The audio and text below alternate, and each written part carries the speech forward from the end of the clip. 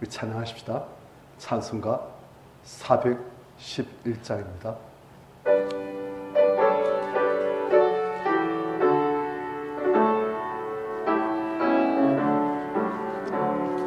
내 마음속에 참된 평화 있는 주 예수가 주신 평화, 시험 닥쳐와도 흔들리지 않아 귀하다 이 평안함. 주 항상 계신 내 마음속에 주 항상 계신 기쁘다. 주 나의 맘에 계신 위로하시니 어찌까지 떠나 살까. 이 귀한 평화 내가 갖고보니 내 슬픔이 사라지고 마음 깊은 영조 주를 찬양하네. 아프다의 임금 예수 주 항상 계신 내 마음속에 주 항상 계신 기쁘다. 주 나의 맘에 계신 위로하시니 어찌까지 떠나 살까. 주 알게 하루 내가 사는 동안 이 고개를 빛내리라. 기쁜 그날이 와 주를 만나 뵐때 그 평화 영원하리. 주 항상 계신 내 맘속에 주 항상 계신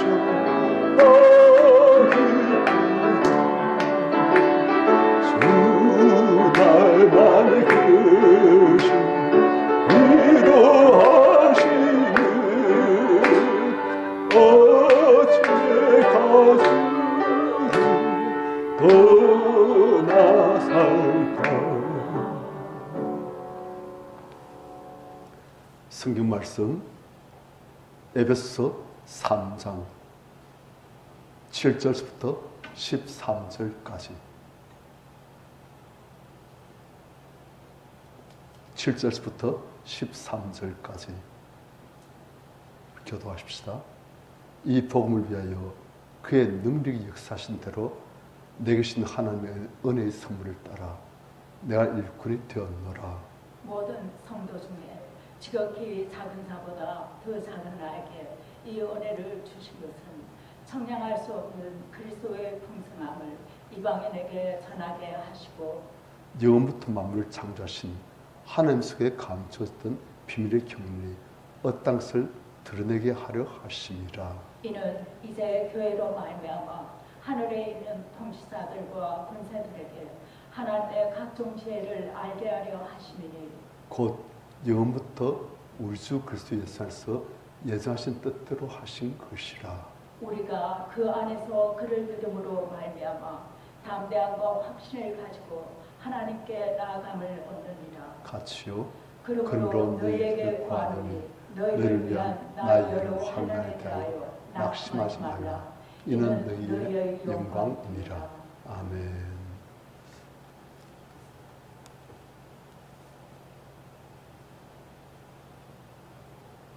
어떻게 해서 우리는 이 본문 8절까지 봤습니다. 청량할 수 없는 그리스도의 풍성함을 이방인에게 전하게 하시려고 나를 일꾼 삼으셨다.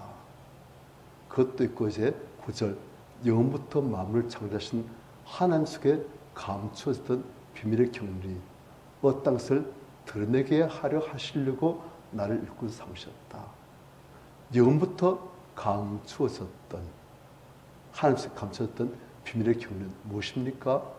이방인도 유대인과 같이 하나님과 화목되어지고 또 이방인과 유대인이 또 한 세 사람으로 되어지고 그들이 한 세 사람이 돼서 한 하나님께 나와서 같이 하나님의 성전으로 되어지고 이방인도 유대인 같이 하나님의 상속자 같은 지체가 되어지고 한 그런 식으로 그 놀라운 것을 이방인들에게 전하게 하시려고 날 일꾼 삼으셨다.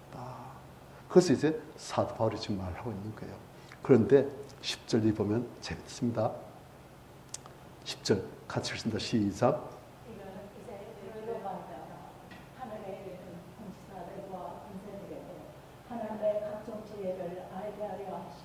자, 이 보니까 이제 교회로 말미암아 하늘에 있는 통치자들과 권세들에게 하나님의 각종 죄를 알게 하려 하신다. 그렇게 했어요. 하늘에 있는 통치자들, 권세들이라면 천사들을 가리키는 거예요. 그러니까 천사들이 하늘에서 통치하고 권세를 가지고 이 천사들은 상대 권세가 있는 그런 존재들이에요. 그런데 그런 권세 있는 천사들이 교회로 말미암아서 하나님의 비밀을 알게 되었습니다. 그랬어요.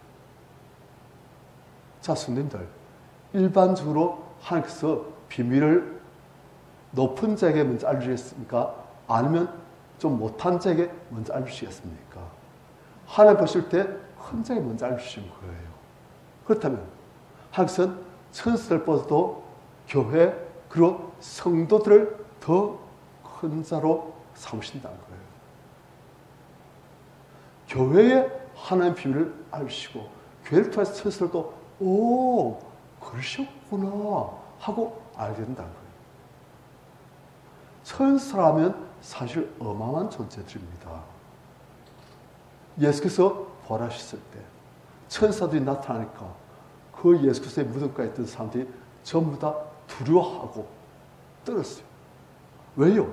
천사를 통해서 나타나는 하나님의 천국의 영광이 너무 어마어마해가지고 그 죄인들이 그 앞서 두려워 떨었어요. 천사 한 분이 히스기야의 기도를 듣고 하늘에서 보내시니까 그 천사 한 분이 아수군 18만 5천 명을 하룻밤새 몰살시켜버렸습니다. 어마어마한 영광과 권세의 존재가 천사예요. 그런데 이 천사들이 교회를 통해서 하나님의 비밀을 이제 알게 되시는 거예요. 하나님께서 순서를 교회를 앞세운다는 거예요. 성도가 앞으로 천사보다 더 영광스러운 존재로 되어진다는 거예요. 그래서 사도 바울은 고린도에서 보면 성도끼리 서로 송사하고 재판장에 끌고 가고 안 믿는 사람 앞에서 성도끼리 네가 그러다 내가 옳다 막 싸우고 그렇게 하지 말라는 거예요. 왜냐? 앞으로는 성도가 천국에서 천사들을 심판할 것을 너희들이 알지 못하는 그렇게 말하거든요.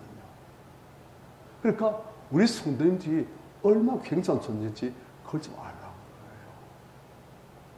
천사들보다도 훨씬 더 영광스러운 그 어마어마한 영광의 천사들보다 우리가 더한 존재다. 그걸 지금 나타내고 있는 거예요.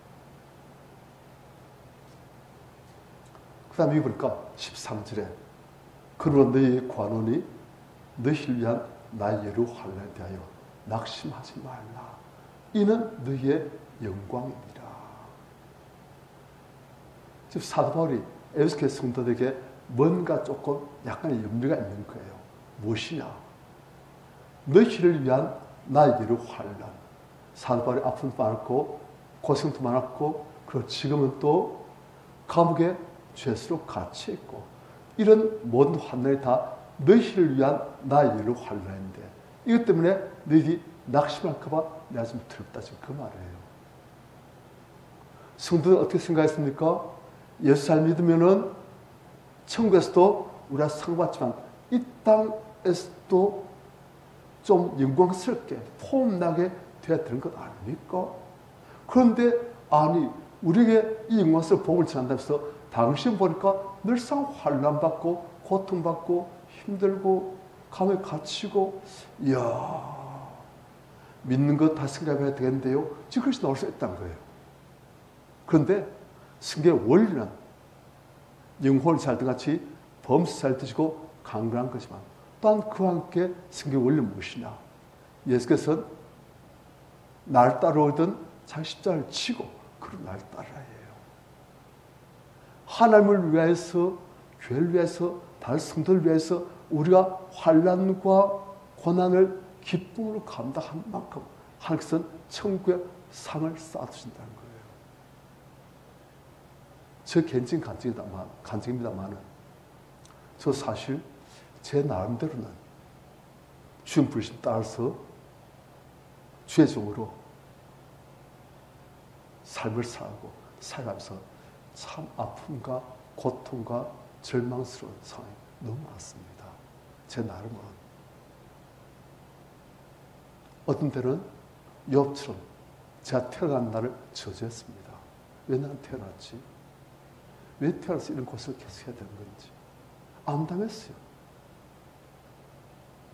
활로가 안 보였어요. 터널 끝이 없어요. 빛이 앞에 보이면 그래도 그걸 보고 알 텐데. 빛이라고 옛날 하나님께서 주신 약속의 말씀 하나. 그런 터널이 10년, 20년 계속 가는 거예요. 그러다 보니까 하나님 너무 좋아서 이 길을 왔는데 하나님과 가까이 할 수 있다. 그렇다면 이건 좋은 길이다. 그래서 기쁨으로 왔는데 하나님에 대한 서운함, 왜 저한테 이러십니까? 억울함, 원망 많았어요. 그러다가 이제는 하나님께서 그 모든 제 안에 있는 그런 여러 가지 죄악된 것들, 상한 감정들, 의심들, 절망들, 아픔들, 분노들, 억울함들, 그것들 빼쉬하니까 자꾸 이젠 영이 맑아지는데 항상 알려주신 거예요. 네가 고생한 것이 다 천국에 지금 상으로 쌓여있다. 고생 많이 했니? 천국에 상으로 다 쌓여있다. 네가 늘상 말하지 않느냐?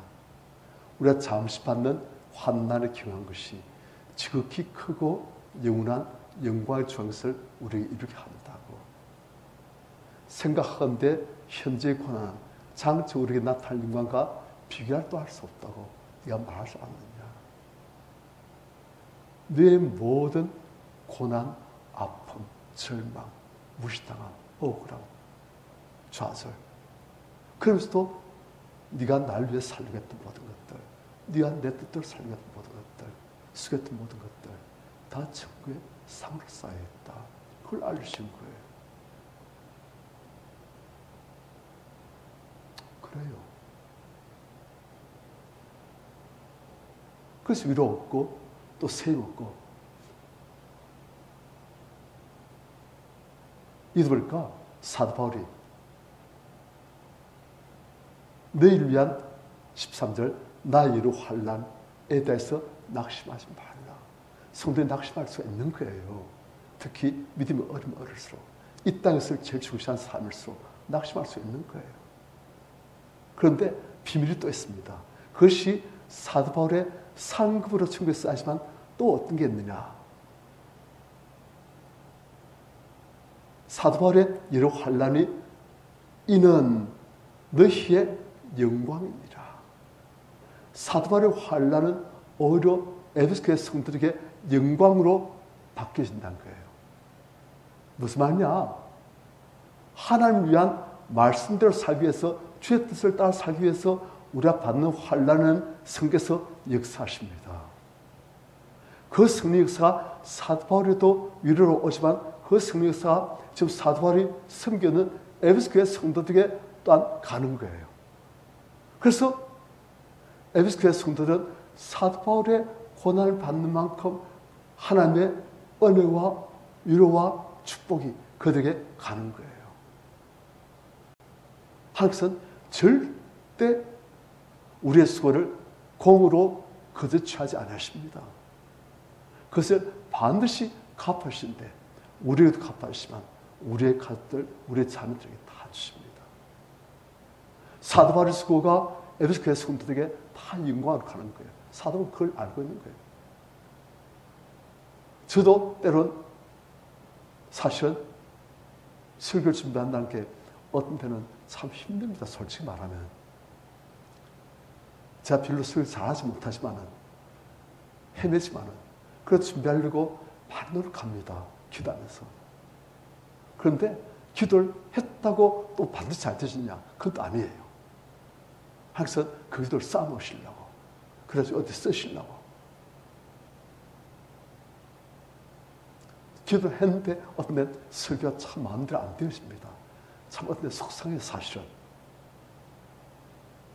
하지만 그게 앞으로 쌓여가지고 또 되어지고 또 하면서 우리 성도님들에게 앞으로 또 하면서 우리 교회를 통해서 하고자 하신 일들에 다 쓰실 걸 제가 알고 그때 그것이 영광으로 나타날 것을 알고 있으니까 그래서 하면서 지금 기도를 쌓고 계신 것을 알고 있으니까 그냥 감당하는 거예요. 감사합니다 하면서 때로는 낙심하면서 때로는 투덜투덜하면서 하나님 그렇게 수고했는데 이게 뭡니까? 그런 마음 있으면서 또 하는 거예요. 왜요? 비밀을 조금 알고 있으니까.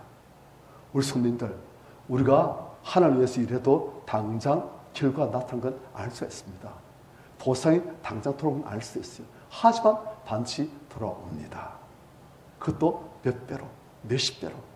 내뿐만 아니고 이 땅에서 영광뿐만 아니고 영원한 영광, 또 내뿐만 아니고 나의 가족들, 나의 후손들에게 다 가는 거예요. 그래서 사도 바울은 나의 예로 환난에 대해서, 너희를 위한 나의 예로 환난에 대해서 사도 바울이 지금 에베소 교회 성도를 위해서도 환난을 받고 있는데 그것이 바로 에베소 교회 성도들에게 다 영광으로 간다는 거예요. 우리 성도들 기쁘게 주와 함께 십자가를 지시고 고난도 감사하시길 축원합니다. 그것이 영광입니다.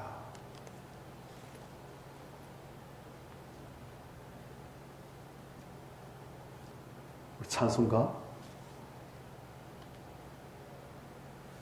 570장입니다.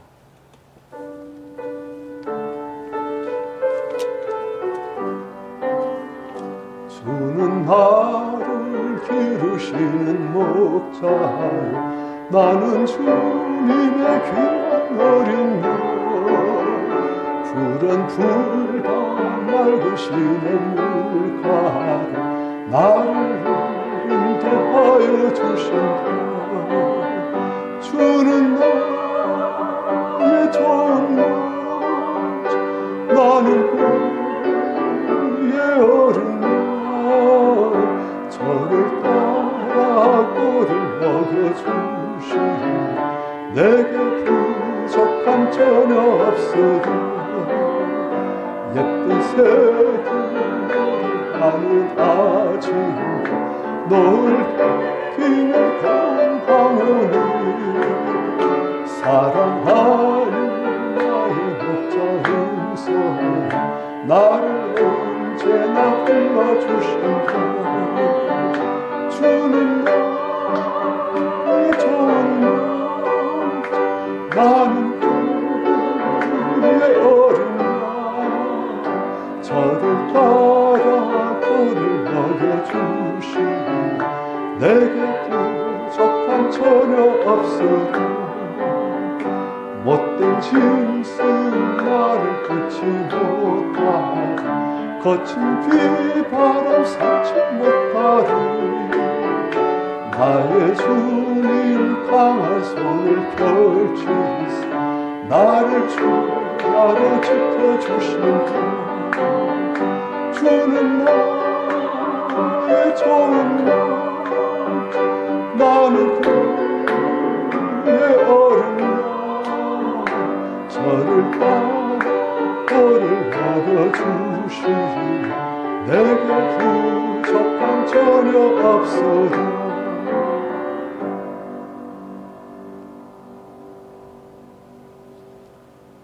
기도하십시다. 십자가를 때로는 지려 하실 때 그것을 잘 지을 수 있도록, 이것이 얼마나 큰 영광으로 오는지를 우리가 알고 감사함으로 지어갈 수 있는 그 우리 될 수 있게 해달라고, 감성으로 주님 인도하신 대로 주와 함께 갈 수 있는 우리 되게 해달라고 주를 찬양하시고 같이 하겠습니다. 주여